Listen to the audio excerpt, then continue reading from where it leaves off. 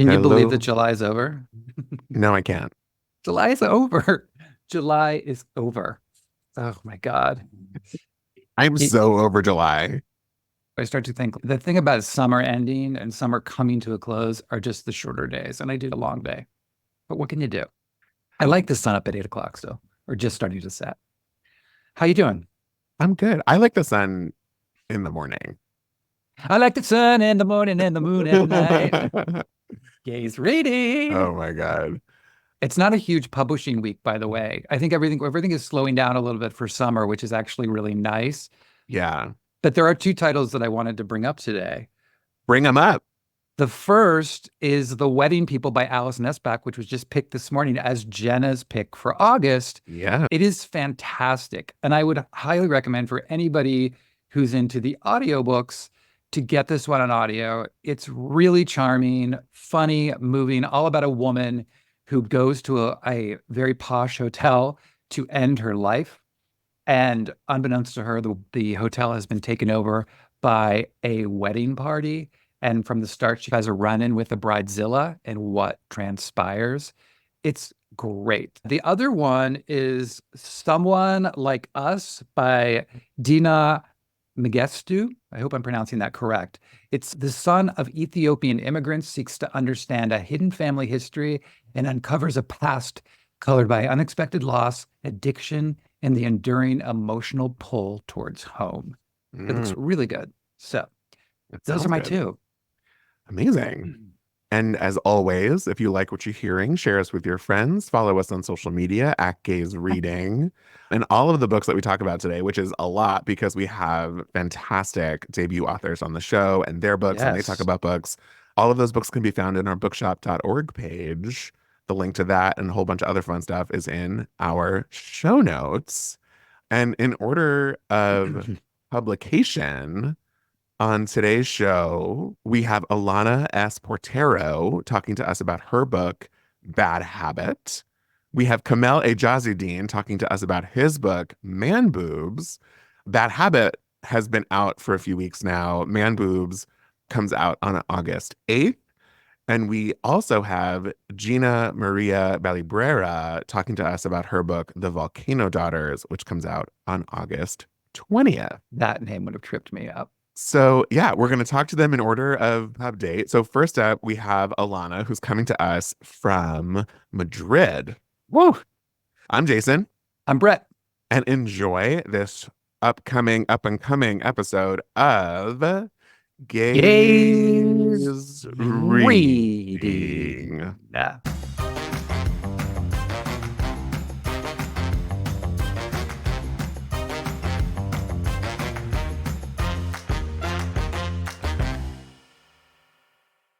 Hello. Hello.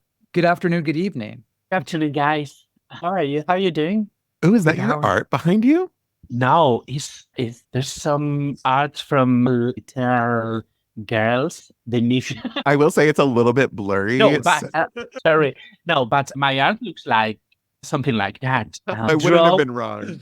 I draw like a person who's suffering a stroke. So, guys, I have to warn you. I understand English perfectly, but I speak like a toddler. So It's okay. We love toddlers. Yes. Okay. But I draw like one. How are you doing? I'm doing okay. It's very hot here in Madrid. Very hot. Very hot. So I'm doing okay. I'm working a lot these days. You're in Madrid, which sounds fabulous. Sounds fabulous. Madrid is fabulous. I love Madrid. I love my city. But I'm not enjoying these days because I am totally into work. I'm home. I only see fun through my window. We are here to talk to you about your debut novel, Bad Habit. Congratulations. Congrats. Thank you very much. Can you share the elevator pitch, the way that you're talking about the book with us? Bad Habits is a very classic, in a way, a very classic coming out of age novel. The life of a trans woman, trans girl, who born and raised in a very poor neighborhood. And she tried to live and tried to give herself a life. And it's a a tale or a book about discovering life, about discovering Mm, life. Yeah. mm. And that journey. Yes. Okay. See, totally. The journey and the difficulties to be herself and Mm, to be loved and to love herself and how she confront all of these obstacles, all of these travels and try to be a happy woman, happy yeah. girl. Finding herself and her community. Yes, yes, especially the community because she's Mm, a lonely girl, a very lonely girl, and her her happiness depends a lot of her community, of the community built through the story, through her life. yeah. Some people, when they're writing books like this, where they're fiction, but the Mm. characters feel very, very familiar. Yes. How how much would you say is your experience versus fiction, or how much of yourself do you see in this book?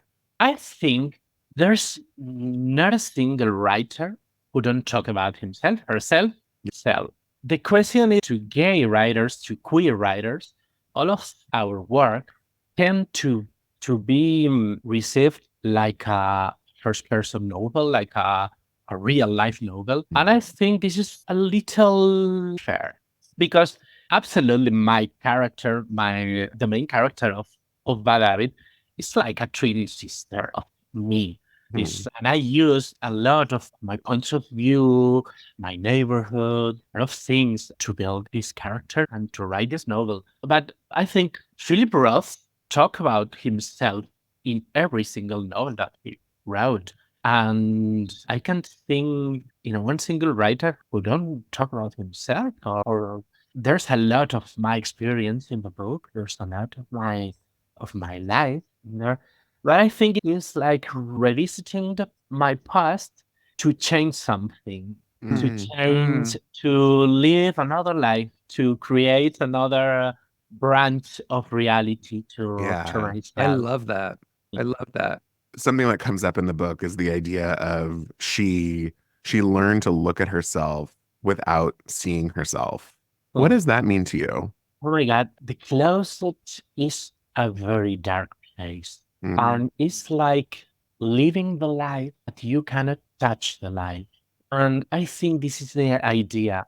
She lives, she do the best she can, but she can't touch the life and she can't touch herself. She can't see herself. She only see a version of or a puppet who she creates to confront the life, to mm, survive.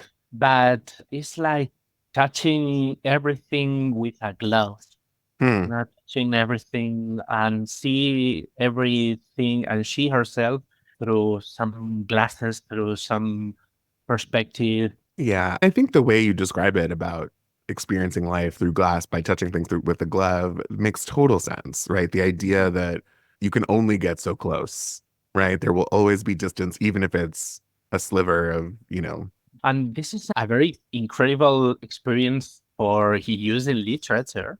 And I think the closet gave us a unique perspective about life that other hmm, people cannot experience. And we can do we can do beautiful things with this awful experience. And this is my intention with the book. yeah. For the first time, I've always thought of the closet when we think about the closet in quotation Yeah. marks as being this dark, scary place. But this is the first time I'm thinking maybe the door to the closet has glass and you could see through it. Oh, interesting. I always picture Uh, the closet as Narnia. Oh, kind of, Magical. because some magic happen inside the closet. And some danger happens too. Yeah. Yes, and some danger. Right. So there are witches and bad witches Yes. and lions, but yes, I think that these doors made of glasses are a very good approximation, a very good version of the closet because you can see life inside the closet. You can Right. see Sure. life. Sure. You cannot live. You cannot see, but you can. And I've never ever in my 36 years thought about it that way. And that's very interesting. There's a great thing in this book. Two things I love. One is how you use the city, and the city is almost a character. And there's a quote that you said in another interview, which I loved so much that I'd love for you to talk about, where you said, I couldn't escape being from Madrid, just like I couldn't escape being trans. Can you talk about that? Yes, because Madrid is my home. Madrid is the place that gives me a life and an opportunity. Madrid in the 80s was a crazy place. In those years in Madrid was happening something called La Movida. There is a cultural movement where, for example, Pedro Almodóvar started his career. And when I was a child, I see fabulous gay people in my city. When I go to the center of Madrid, fabulous gay people with so defiant, aesthetically incredible. But Madrid in those years, a very conservative place too. There was two faces of the city. Sometimes you hate Madrid with all your heart because Madrid can be a cruel place or can be a very conservative, very Castilian, like all time, a very Castilian city. But when from one street to another, it's like another world. I think Madrid is a drag queen. Madrid is like she presents herself like an aristocratic city, like a Castilian city, like a conservative woman, but so fun inside this under this presentation. It's so fun. It's so dirty. It's a strange city, and I think we are daughters of our city, and we are we look like our mother. How funny. So talking about really being a drag queen and coming out of the closet and really discovering yourself, something else that comes up in the book is that the idea of discovering yourself should be a cause for celebration. And have you been able to celebrate? Yes, totally. Said just normally. I have the two experiences, a lot of difficulties, a lot. And I threw a lot of violence, I can throw a lot of violence.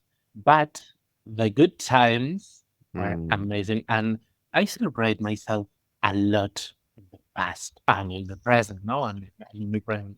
But when I discover the cases and people and all of this life Madrid can offer, oh, I enjoy a lot.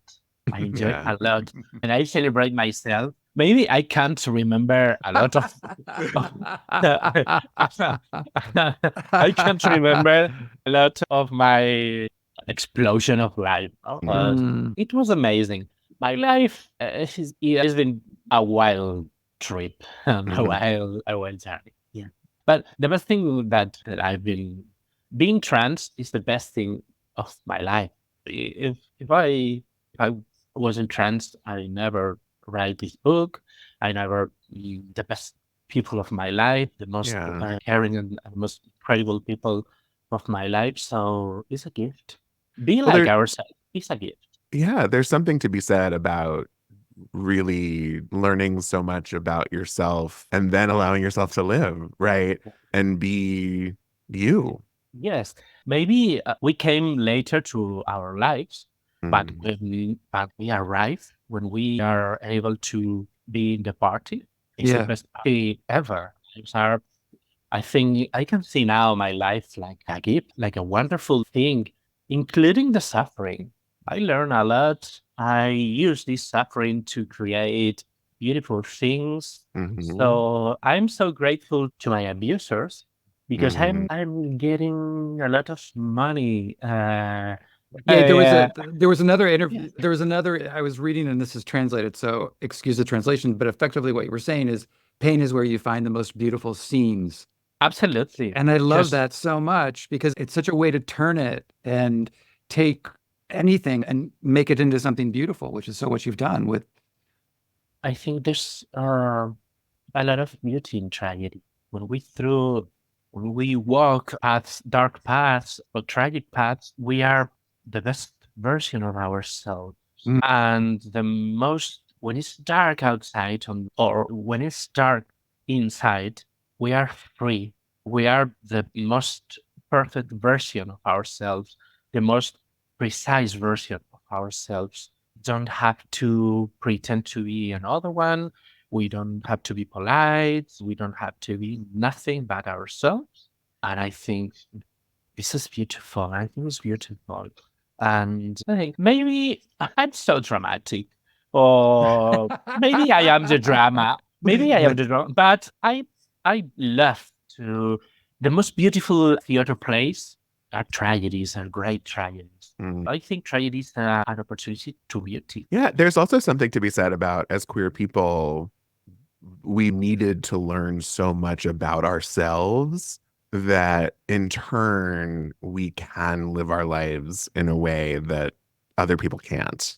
I think we didn't have another option. Yeah. So you have to use whatever life gives to you. And Yeah. if these are dark times, girl, make yourself a dark gown. No? With some bright lipstick.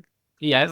How have you Totally. found, because you're also a playwright, you're also a director. How did you find the experience of writing a novel versus did you enjoy that versus a play? Writing a novel is very different. Writing a play is so natural for me. I think in visual terms, and I think in this novel there are a lot of that. A lot. It's easy to imagine these chapters in stage. There's so theatrical characters and situations, but I think a lot in the text. I think a lot in the novel. I work so hard that when I wrote the novel was a very fast process because I imagined the novel constantly in my head. I don't wrote the novel. I redacted the novel because something. Wow, I love that. No, because every single chapter, every single character was in my head since, I don't know, 5, 6, 7 years. And it was fast. And I gave myself in this frantic writing in a month, 14 years per day during a month. And Urged out of you. Yes, I spent 296 hours writing that habit. Yes, because I'm a Virgo and I count the hours. 296 hours. Yes. 524,000. Divided by 24. So it only took you under 12 and a half days to write the book. In terms of hours. Yes, I'm sure that took you more. Space that how many days Yes, like. early. Yes. Are you reading anything that you're loving these days? Oh, a lot. But do you know Lauren John Joseph? No. Lauren John Joseph is an incredible writer, trans woman who writes beautifully. At certain points we touch? Yes, Alice. Yes, a certain point. Yes, we touch. She's incredible. Ooh, good to know. I strongly recommend it. Great. Because she's great. Cool. I can't wait for everyone to follow your journey. When we posted that we were talking to you, so many people replied saying how much they love the book and how excited they were for this conversation because they love the book, they love you. Congratulations. Oh, thank you very much. Thank you very much. Sorry for my bad English, but you were amazing. No, it's so fine. It's better than our Spanish. Have a wonderful rest of your day. Although it's evening for you, so have a good dinner. Thank you, guys. Thank you for having me.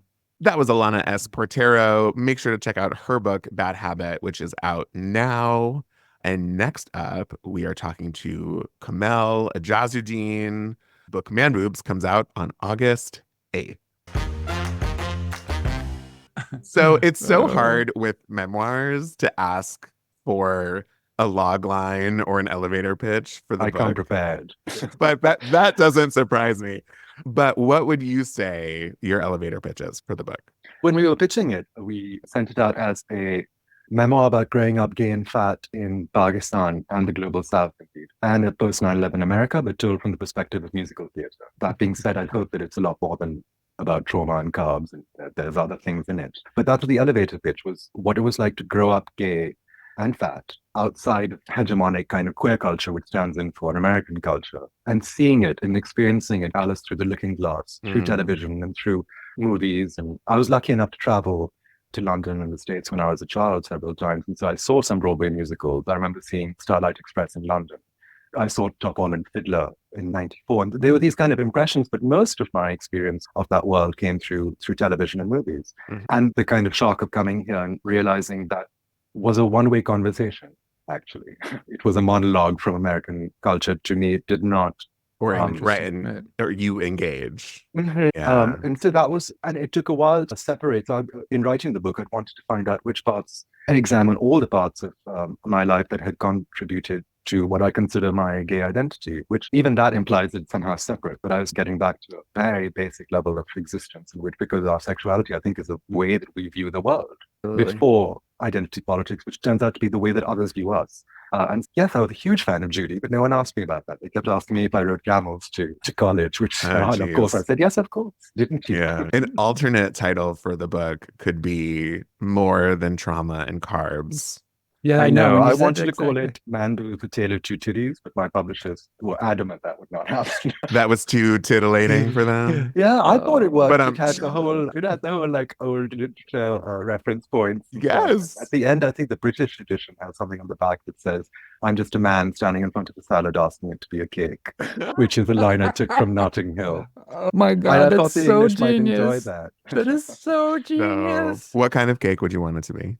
Oh my God! You might as well ask me which is my favorite painting I've ever made. I this am is an more equal important. opportunist. Actually, I've discovered a bakery quite near my place in the city, which I'm super into. And they do this sinful chocolate cake. But in the summers, I like cheesecake. I think anyone who's a Dorothy fan or like a Golden Girls fan is always going to be a cheesecake. Cheesecake. The Cheesecake Factory was a very strange place the first time I went there. I was 12 and I walked into this place and I thought, God, do you live here? It was overwhelming, because they also give you a book, right? Which yes. choose. And it was the first sense I'd been told there's also this common refrain about coming to an American grocery store and suddenly seeing 58 versions of cereal boxes and stuff like that. And that I didn't mind. It was only when I was confronted with the cheesecakes and I was like, it is true. There's choice. And here's what I ask, but are you a little bit of a purist with your cheesecake with just like a little strawberry on top or cherry? Or it do is you like possibly plain? my most democratic feature in that I do not discriminate against any kind of cheesecake. Yes, I get it. If there's a bit of fruit on it, it makes me feel better but honestly, it's healthy. It is healthy, but then a good cheesecake. I know there's obviously British Bake Off is a program that I watch quite religiously. And one of the things that the refrains that they use is it worth the calories? And the older I get, the more that's becoming a kind of concern, because there's a lot of quite crap out there of the cakes that they sell. And so when you find one that makes you feel like it's worth it, it makes you feel present. It's like meditation. It's a whole religious experience. You're right. Komail. Okay, moving away from desserts. In your book, let's use the word threaten that you might belt out ballads unprovoked. What are some of choice? Oh, wow. At the moment, I think I've got the entirety of Cowboy Carter on repeat in my head. But in terms of musicals, that also led The Color Purple, I've been singing out loud to myself. In terms of classics, I always go back to Hello, Dolly, Barbra Streisand, the movie version. Which song? Because all of them, at certain say Ribbons Down My Back, I really love. That wasn't her necessarily. But there's another one, Love Is Only Love, which I used to hate as a child because it was this one scene and there's nothing quite fancy about it. It's a zoom in. But as I've seen it again and again, it's become my favorite song. It's a small little refrain that she does. It's about 30 seconds. And it's about the idea that love is not meant to be violins and all these things, that love is often just a touch or to be. And it's a very kind of grounded musical song. But I found that musicals, I think that they hold such wisdom within them. I remember the first time I heard Sondheim, and speaking of Into the Woods, when the line withers with her. And I thought, give them the Pulitzer. What are we waiting? That was brilliant. And it's like a text. For that one line alone. Right. Yeah, there's so many within them, right? The present is a moment from I think there was something about that too, and towards the end. But yes, I felt out those. Cabaret is always a fun thing. Sadly, my own range is like bass, baritone. I can't go up to those things. I often In the do it once a- shower, there's no judgment. Only when it's not an outdoor shower, I'll be told to keep quiet by noisy neighbors. You're like, Oh, yeah. mouth it and do the hand gestures. I That's know, rude. lip sync for my life. Right. But those are the things, yeah, and sometimes I'll still sing. As a child, I remember singing that whistle song from The King and I to Feel Better. And Mhm. small things like That's that kind of exactly still what stay it in was your designed memory. for. I know, and it did. It worked completely. I wish I had a hoop skirt to go with it, but I didn't. Those are good choices. You talk about just the global, like you just said, they talk about Disney and all the Yes. fascination with Disney. And I'm very curious who you identify with the most of the villains. Ursula, always Ursula. Duh. But it's all of that. But also, there were so many points, and you were looking at it from a whole different lens. But like the Buffy the Vampire Slayer, and also Buffy the Vampire Slayer in terms of the parallels with mysticism, and also what Buffy was talking about and what they were doing in terms of otherness. And when Buffy was created, Josh Whedon was really taking something to make a story about what it was like to be in high school. And that's what it really was. And these monsters were representative of our fears and insecurities and all of these different things. And then it morphed into this mythological thing that he created out of it, which was, I was so obsessed an with the entire show. multiverse, actually, of like Yeah. different mythologies. And it's continuing to this day. The wonderful thing about, I think, Buffy was that much like any of the kind of cultural products that we identify with as queer people, be it Buffy or even Ally McBeal, even like in Sex and the City, you identify Golden Girls, with- which already came out today. Golden Girls, Yeah, right? You yeah. identify with a character who does not necessarily have, in stereotypical terms, the power you would assume in that place to enact change. And yet in these situations, they have all the power. And so the damsel in distress becomes the nightmare of monsters. And I think that it's in the same way that X-Men, for example, or comic books when I was a child, the idea that someone oppressed can have access to power in a literal way, or Dark Phoenix, or any of these kind of comic characters with creative characters. It's a queer dream. It's something that sustains us, I think, when we're going through periods of either change or kind of enormous pressure from the outside to change. Fixed points like these become very useful, and particularly abroad, as well as here. But one of the things that also I'd maintained throughout this was, as big a fan as I am of American television and movies, I had wanted in the book to be able to strike a balance between the idea that, yes, we see these things, and I know what a street in San Diego would look like. What is disturbing to me is that the reverse is not true. And that's one of the things that the book was about, was to be able to talk about these experiences that may not be read, that other people may not have read about before, in American humor particularly. And to come at it from a place that is not asking for inclusion or demanding acceptance. It's quite the opposite. It exists as it is, and it exists with hopefully a certain amount of wit and humor, in which I'm hoping that they will be able to, because humor is the best way to, I think, to be able to connect with other people, and particularly across cultures, because when you hear Pakistan or when you hear Muslim, there are very different connotations of what that means in this country, and it's nice to be able to expand that definition. I think that most of these tabs were literally because it's so beautiful and heartbreaking, but it is so funny. It is so funny, so much of it. Thank you very much. It's very kind of you. I'm most relieved, because a sense of humor is always something that you hope you share, particularly with an audience as large as any kind of book is hoping to reach. But yeah, that's the advantage of being able to use something like pop culture or musicals, or what is considered light or soft entertainment, which I've never quite understood. I'm a painter by profession, so the idea of high art versus low art has never really made sense to me in that context. But yes, I would love to get into the second part of the book. Is slightly more about my experiences once I've come to the States and the kind of dissonance that brought up. But hopefully the humor still runs through the rest of those instances. I would say too, though, you earlier you said you hope that it helps an American reader get a chance to have some insight to life in Pakistan and visualize the streets that you live on, to quote my fair and lady. also visualize their own streets. Oh, I was actually going to say, I think for me, so much of it was self-reflection too. Right. And in particular, when you talk about needing to make a choice between your home and yourself. And it was just an interesting thought exercise to not feel, you clearly didn't feel yourself at home, and where one should be able to feel like themselves at home, and they should almost be synonymous. In that sense, a queer experience and an immigrant experience are twins. And I say that in the book because there's a sense that you're leaving one place, but also that you're hoping for inclusion in another. The promise of immigration is also the promise of inclusion, and that at some stage, once you've passed these certain barriers to entry and proved certain things, that you would be included within what is considered an American. That's an idea that I think the country is grappling with right now. But am I, someone who's been here for 20 years, I have an American passport, but because I speak differently and look slightly different, then what does that constitute me as an American? And I've been to college here, and all of my references were from here, and I've been coming here since I was 9. But those things are not necessarily immediately apparent when you come here as an immigrant or a queer person. So for me, I wanted to intertwine both of those experiences, because the intersectionality of any of our identities, we're never one thing. And one of the joys about writing the book was to also be able to write about stuff like art or politics or immigration or family issues, and stuff that doesn't necessarily, it's not simply about one's sexuality, but also about how you move as a holistic human, like a fully realized human through the world, no matter where you are. Yeah. You talked about this process being cathartic for you.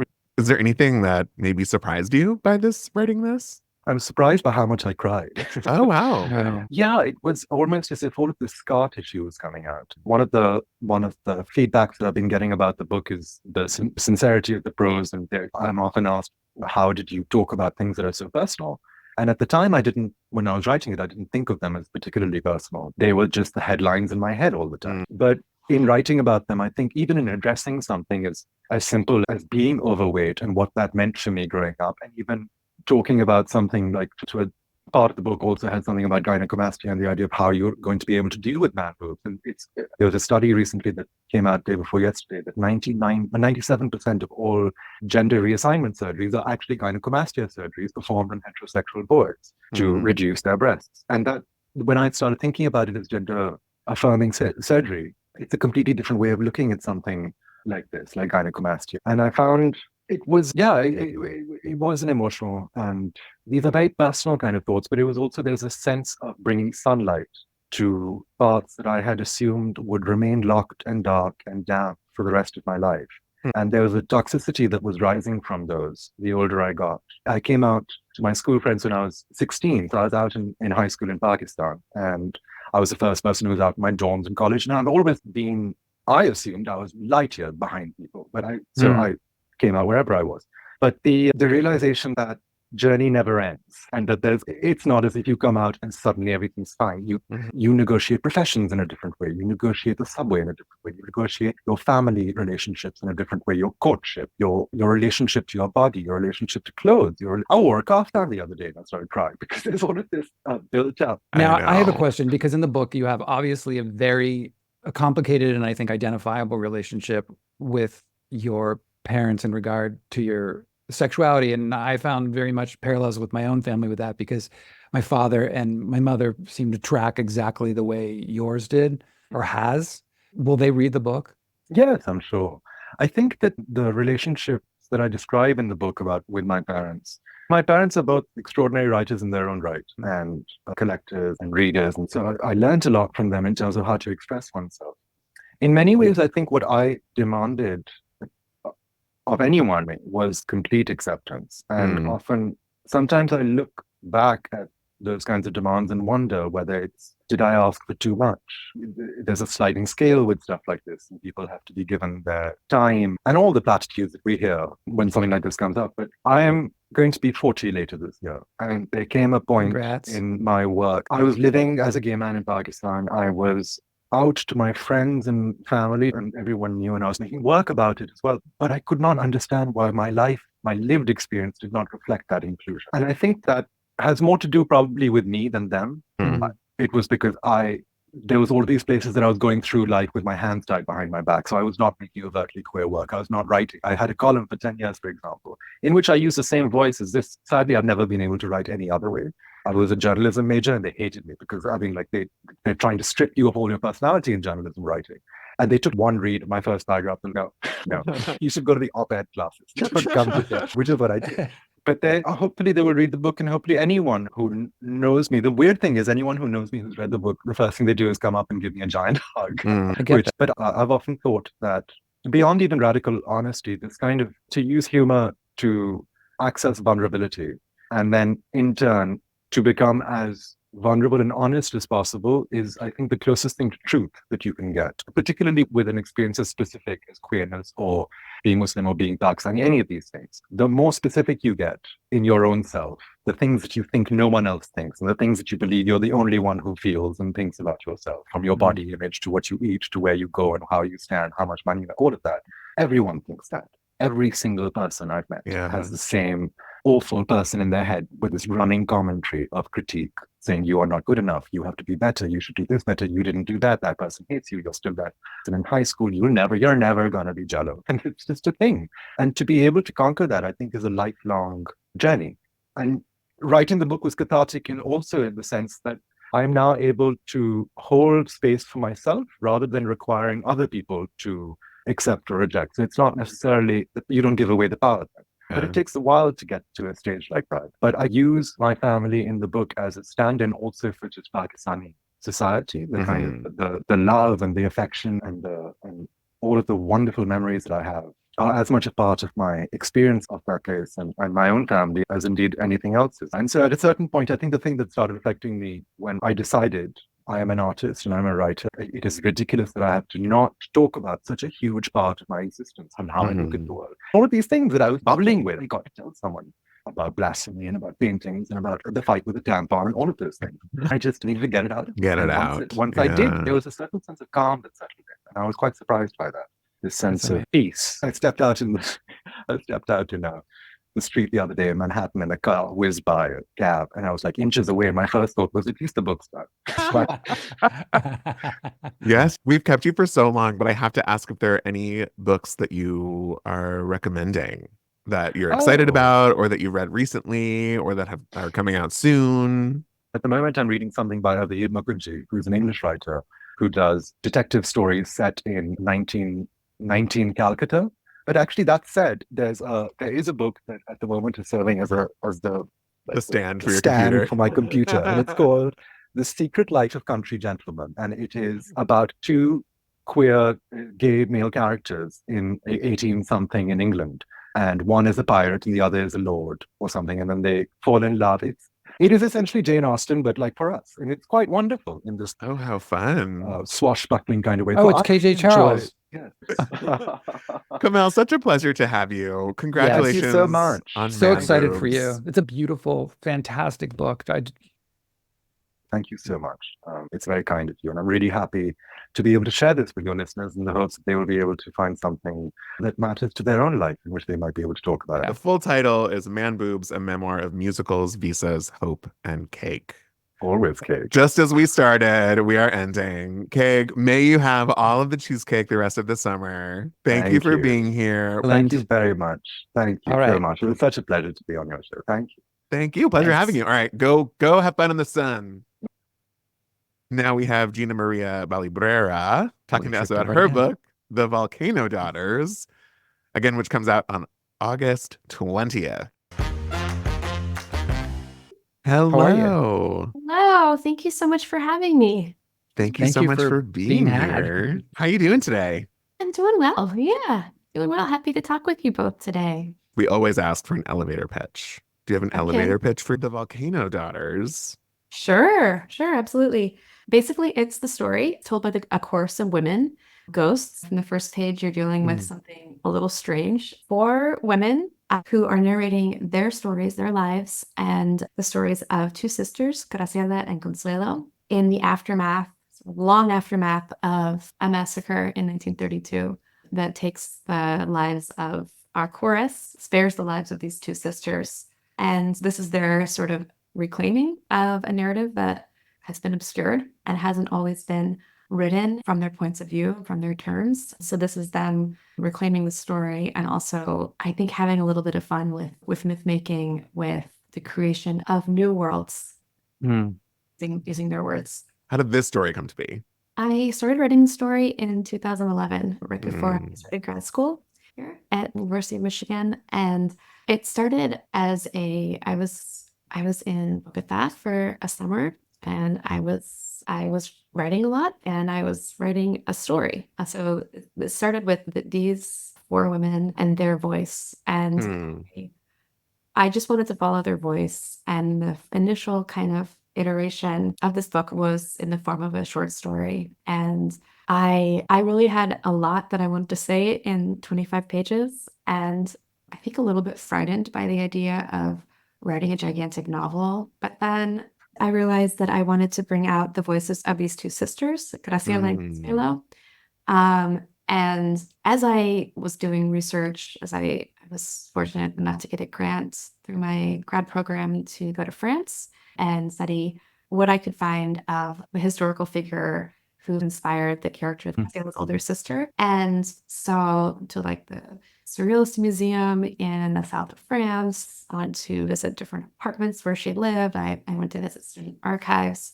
And I just kept it going. I eventually did have my first draft of the whole book. I guess like 20. Sorry, this answer might be way too long. So I think I'm just so surprised that you started with the voice of the ghost from the perspective of the ghosts. Were they always telling the story of the sisters, or did you just like, how did the voice of the ghosts come to you? That is what I'm so surprised and curious about. I yearned for their playful and somewhat they're out of time, but the time when they died, the three of them are 18, one of them 16. And so they have that sort of like teenage girl authority where they know everything and they are the absolute experts of their experience. And then, of course, as the book goes on, they become older in different ways and they gain more of that authority of age. But I yearned for that. I think that vigor, that like verve, and that sort of, I yearned for their like anger and their sass too. Like I wanted them to speak back and provide like a playful corrective to a lot of the narratives that have been written about the place and about this period of time. This is a history that I've always been very concerned about, fascinated, curious, sad about. I think it's horrific and ugly, but I didn't want the narrative to be entirely flat and dismal either. I want their lives to be visible on the page and for the joy in their voices to be there too. I love, obviously, the idea of allowing these humans to not change the narrative, because the narrative isn't changing, but to have autonomy over the narrative. It makes total sense for these ghosts to be the one sort of reclaiming their culture's story. Did the sisters come out of the ghosts, or did you always want to tell this sister story? Yeah, that's a great question. So the ghosts came first, and I knew that they would be telling the story of their friend Graciela. So I knew that like they would not have survived this and their friends somehow would. And then Which again is not a spoiler. We learned that in like the first we pages. learned that on page 1. But so I knew that Graciela is sort of had been part of them and she survives and they don't, and they are piecing things together and telling her story. And then as I delved into Graciela's world and the world I imagined for her after she arrived in the capital and what is like the different pressures placed upon her, what's happening in the nation and what's happening back home with the 4 friends, I was also thinking about her having an older sister. And Consuelo came after Graciela. I was just really inspired by a woman who used to be an artist, but is always cast as a muse, the historical figure who inspired Consuelo. She was part of that circle of surrealist artists in Paris in the 1930s and 40s, but absolutely pushed to the side and devalued as an artist and as a thinker. Even in biographies of some of her more famous counterparts, she's cast as this very petulant child. You have sisters? Yes, I do. I'm Jen also, having, I just know if it was you didn't male say or if they were female or female, siblings yes. or they were sisters. Yeah. I'm also, Yeah. because I'm so curious too. I was curious about you because you have these 2 central women, both of who are very artistic in very different ways. One is a writer and an actress and a dancer, and the other is an artist. Is that thread in your family at all? Are you the one artistic person, or does that exist? It does exist, yeah. There's a lot of very creative folks in my family. My parents their day jobs were, my mom worked as a nurse and my dad worked as a chauffeur. But the way that they met were the Classical Guitar Society in San Francisco. They were both like avid classical guitarists and just like totally devoted musicians, would tape themselves playing Bach's Chaconne 100 times in between shifts. And they were like, so definitely art and music and creativity was always a part of my family growing up alongside other things like work. But Sure. they That were thing. yeah, they were absolutely like readers of poetry, lovers of art. But yeah, absolutely. And my siblings are all, I have 5 siblings, and they're all very creative in their own ways. Where are you in that mix? I'm in the middle. Yeah. But I'm the oldest. My father was married before, and so I'm the Okay. oldest of my batch. Yeah. And how have your siblings read the book yet? So no, I have one galley in my possession right now that I've been using whenever I have to Pantheon, get on Just that. one. We know people. No, I've received more, but More important people. I Is that what dropped you're them. trying to I say? dropped them at bookstores. They will read it soon. I was asking because I'm Yeah. curious if they saw any of your relationship in the story. Yeah. Oh yeah. Because whether you intentionally put it in there or not, I do wonder if they see, Oh, if they yeah. were to see any of a sibling dynamic that is familiar to them. Yes, it's probably all there. It's probably all there. It's hard. Yeah, it's funny. I'm sure they'll parse it and feel all kinds of things. I feel like, Pride first, I'm sure. yeah, yeah, Um, yeah. But they've all been really supportive and sweet. So this is your debut. How do you feel? Really excited about it. Yeah, I'm super excited about it. It's one of those things where I'm excited to share it with the world. I'm excited to see. I think I'm going to see finished copies of the book pretty soon, and then I'll be going on a tour after it launches in the end of August. And I'm really excited to bring it to different places that have been formative for me and special to me, like favorite bookstores growing up, and share it with readers and folks. I think that's been like the most gratifying, or one of many gratifying parts of this process, has just been hearing from like booksellers and readers who've done early copies and have enjoyed it and connected with it. So I'm really excited for it to begin its life. Yeah, this has been in your world for the better part of 13, 14 years. Does it feel letting it go? I think the time is ripe. And now Are you like over it? You're like, get out. I No, need I'm you to still be done. I'm still here. I'm in it, but I really feel like I lived in this world for a really long time, and I'm eager to have the mental space to devote to start new projects, new Yeah. writing. There's that kind of swirl in my mind of, can I ever do this again? Is it going to take another 13, 14 years? Is my brain capable of producing more? And I know it is. I have been working on some things, but yeah, I'm eager to just continue on this journey of imagining worlds. Yeah, good. That's great. I know some Yeah. authors just have a really hard time letting go and sharing this thing Yeah. that's so intimate.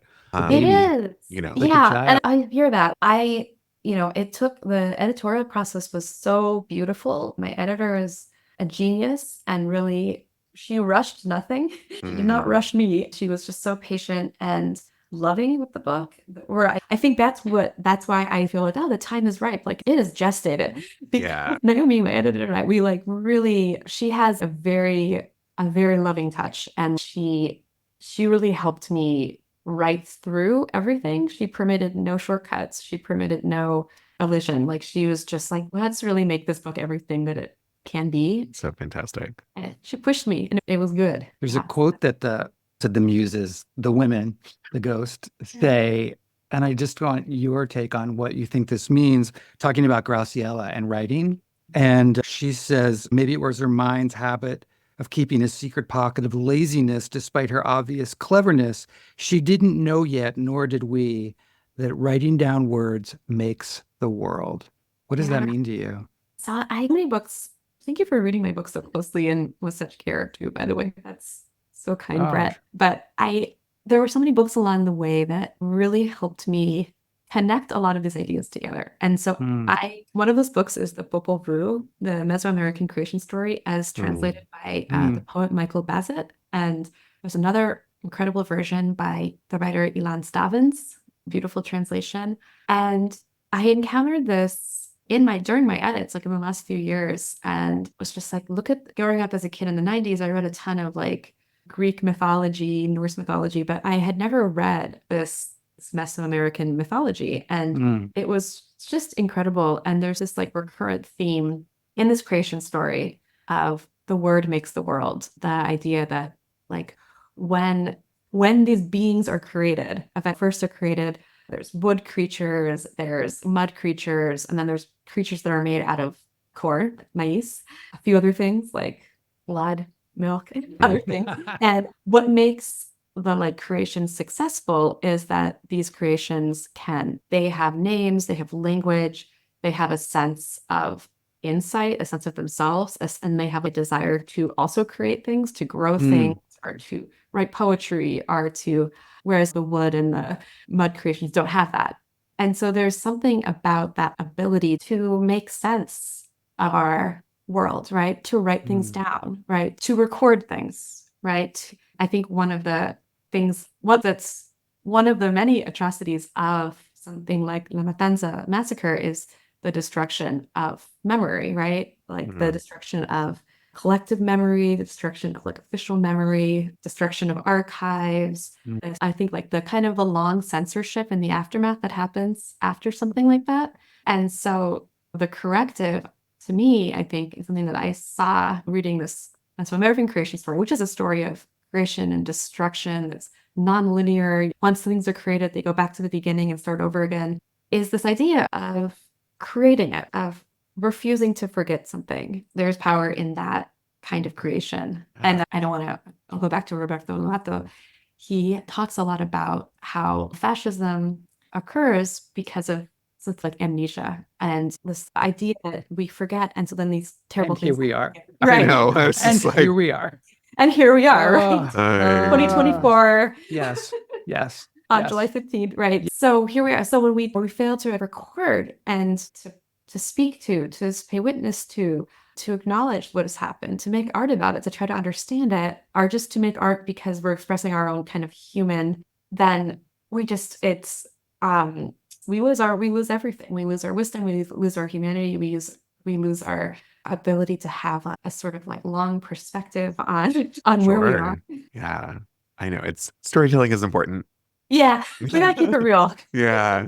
So you are a debut author. We ask all of our debut authors if there are any books that they are recommending that should be on our radar, that should be on our listeners' radar.